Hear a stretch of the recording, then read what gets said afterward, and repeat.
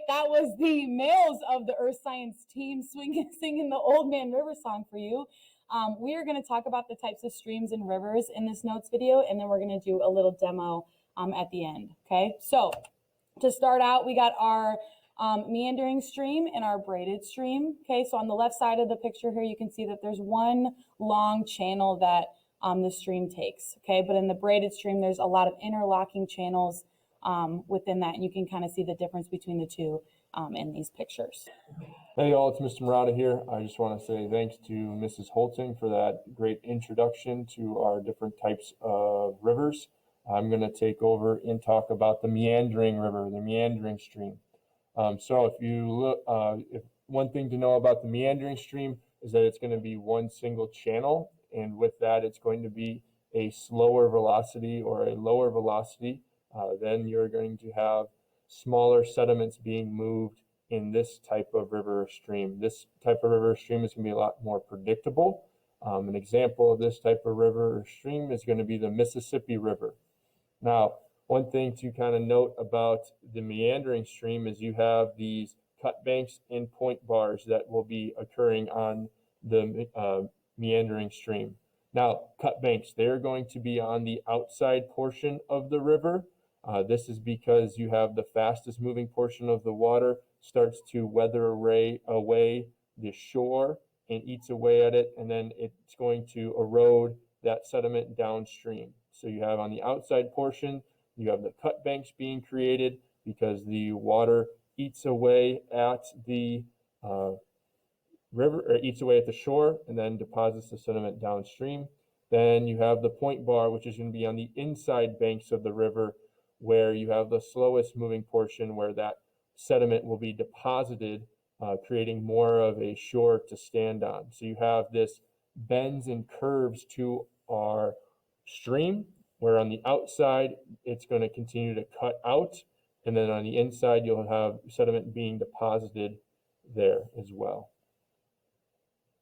Thanks, Mr. Murata. Mr. Miller here to talk a little bit more about meandering streams. And there's a few features here, in addition to the point bank and cut bar, that we can address.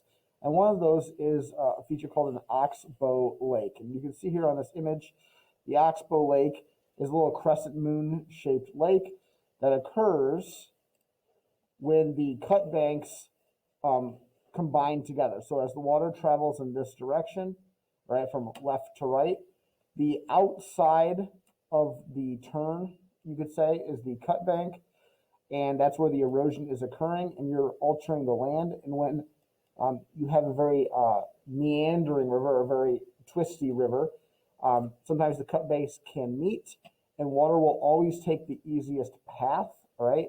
And so when these connect here, you end up forming an Oxbow Lake because the channels combine and the river straightens out for that brief moment. And Oxbow Lakes are one good place to find some moose, especially if you're up in the Alaska or in Canada or in areas of the United States that have moose. But Oxbow Lakes form when the cut banks, where the erosion and weathering is occurring, combine together. And you can see here on this image as well, the opposite of the cut banks, all right, are the point bars, which are where deposition, or on the inside of the bend is where the deposition is occurring, and we are forming those point bars.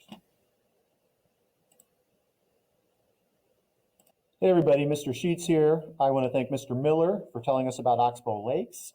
On this slide, we are talking about braided streams or rivers, and you can see a couple pictures of them on the top right and down here. And braided streams are a little bit more unpredictable. And the reason for that is they have moments of very high velocity where the stream's flowing a lot faster. That actually happens because of the slope and a really quick rainfall or like melting event that would go with that.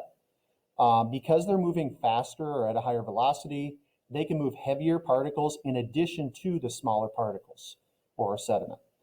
As it moves, the river splits into individual channels or braids. So that's why we said it's a little more unpredictable. We have these pulse events like flash floods. As a result of that steeper slope, again, when you get a lot of rain, it has to go somewhere, and it will carry those heavier particles, and they can go from not really much water to a lot flowing through it all at once. Examples of where this could be found at include Colorado, Alaska, and these are typically ones where you could go whitewater rafting if you think about the movement of the water in those areas.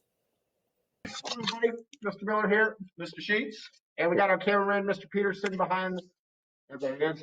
And today we're going to show you some demos here using our stream table that we have here set up in Mr. Morano's room to kind of give you an idea of braided and meandering streams. So first we're going to do a braided stream. And so actually take it back. We're going to do a meandering stream first.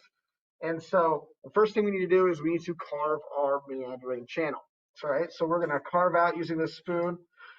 All right, a meandering channel that goes back and forth, and we'll take this extra material out of the way.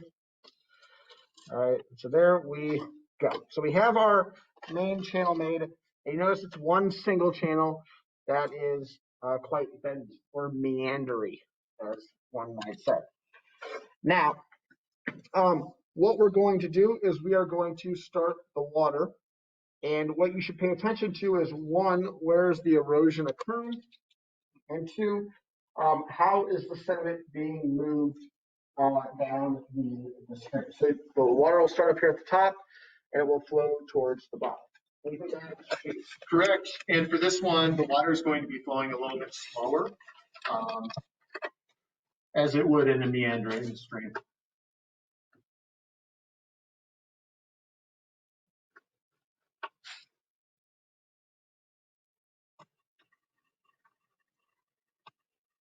So as you can see right here, right, the original channel, right, was about right here, and it's being eroded away here on the outer edge.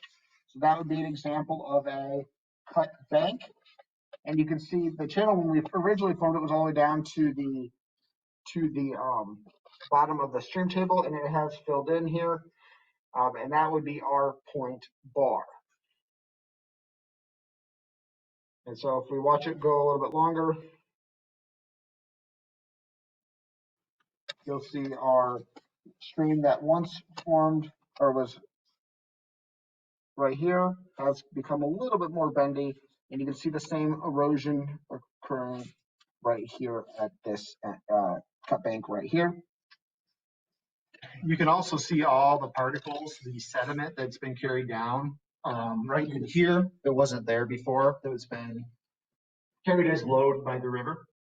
All right, so now you just saw a meandering stream. Now I'll show you a braided stream. So we have right here still a channel, but we've raised the height of this stream table, so we've created a greater slope. All right, and Mr. Sheets is going to be turning on the water at a little bit higher of a velocity to simulate kind of those pulse events that would occur in a braided, in the areas that typically have the braided river systems. So let's see what happens. All right, here comes the pulse event.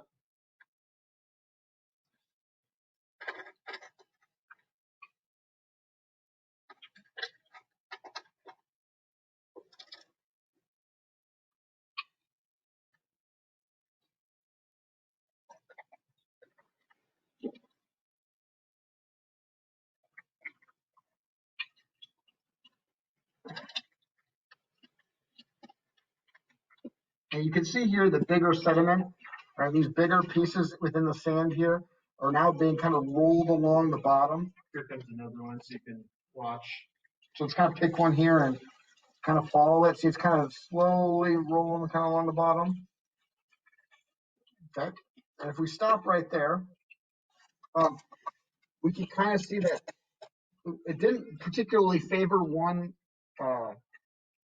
just having one channel. It had maybe one prominent channel, but you can also see here in the sand that there were a bunch of little channels that were occurring also. And so especially down here in the washout area, all these channels kind of come together, and then they kind of separate again down here at the bottom to show that there were multiple channels that occurred, and water always will take the path of least resistance.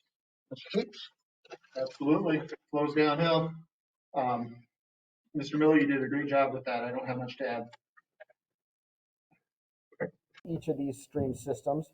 And included in this slide is some great pictures that might help you with the points that we've been talking about. So on the left, we have the meandering streams, and on the right, we have the braided streams. And so we're going to talk about sediment load, stability of the banks, sediment grain size, or how big the particles are that are traveling down the river, and discharge, which is the amount of water that passes in a certain amount of time, and then channel slope, or how great of elevation change occurs between the beginning and the end of the river or stream.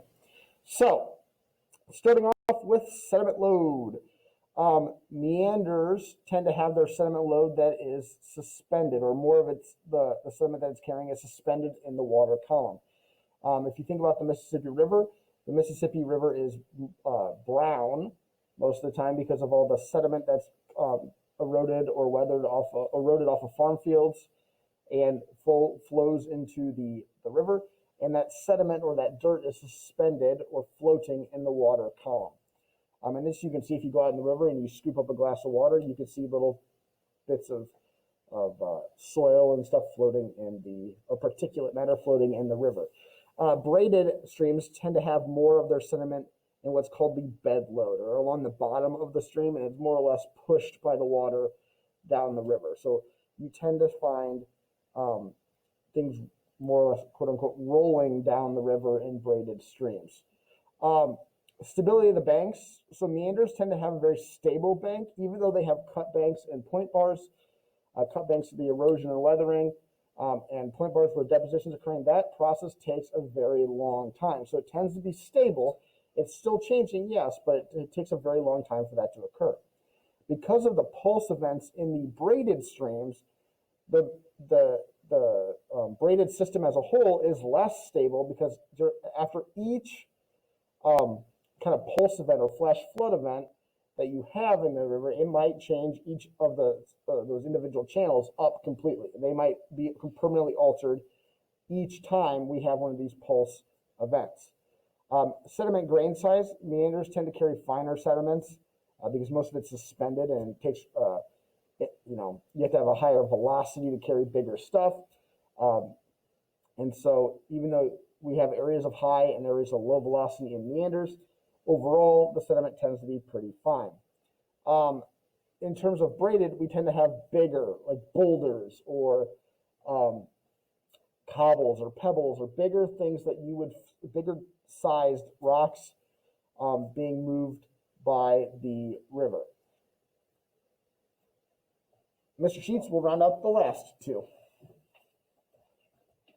All right, guys, Mr. Sheets here. In the last couple, we have discharge, which is the flow, the amount of water that's flowing for the two. For meandering, it's really pretty consistent. So for meandering streams, they are not as steep, and they have a fairly consistent flow going through them. If you think of the water level in the Mississippi, yes, it will go up and down, but there's typically a good amount of water in that channel, versus the braided streams, where they're highly variable. So the flow there, it might be a low flow, low flow, low flow. And then we have that pulse event. Again, that would be maybe like snow or ice melting in the mountain really quickly. And then all of a sudden we have a huge amount of water all at once. And that flow of the water, again, it goes from low to high to low to high. So it's just very variable because of those pulse events. And these are typically also steeper as you compare the two.